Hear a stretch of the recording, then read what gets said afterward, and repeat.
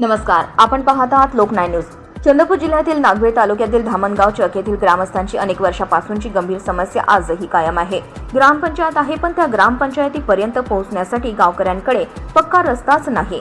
स्वातंत्र्यानंतरही मूलभूत सुविधेपासून वंचित असलेल्या या गावकऱ्यांची व्यथा आता संतापात बदलत आहे। या रोडने अनेक वेळा जावं लागते। आमची ग्रामपंचायत येनोली माल ही आहे आणि अनेक पावसाळ्याच्या दिवसामध्ये कामे वाढतात। म्हणून शासनाला अशी आमची विनंती आहे की त्यांनी या गोष्टीकडे गांभीर्याने लक्ष देऊन या रोडचं खडीकरण व डांबरीकरण लवकरात लवकर करून अशी आमची गावकऱ्यांची मागणी आहे। नागवेळ तालुक्यातील गट ग्रामपंचायत एनोली माल अंतर्गत येणाऱ्या धामणगाव चक आणि धामणगाव माल येथील नागरिकांना ग्रामपंचायतीच्या कामासाठी शासकीय योजनांचा लाभ घेण्यासाठी किंवा दैनंदिन कामानिमित्त एनोली येथे जावे लागते।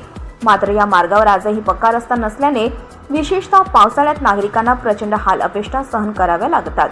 गट ग्रामपंचायतीची लोकसंख्या सुमारे 1900 असूनही अनेक वर्षांपासून शासनाकडे पाठपुरावा करूनही या रस्त्याचा प्रश्न सुटलेला नाही। पावसाळा सुरू झाला की धामणगाव चकचा एनोलीशी संपर्क जवळपास तुटतो।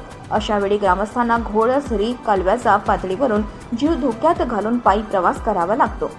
शालेय विद्यार्थी, महिला, ज्येष्ठ नागरिक आणि रुग्णांना सर्वाधिक त्रास सहन करावा लागतो। रस्ता नसल्यामुळे दळणवळणावर परिणाम होत असून शासकीय कामे, शेतीची कामे, बाजारपेठेतील व्यवहार तसेच आपत्कालीन सेवांवरही गंभीर परिणाम होत आहे।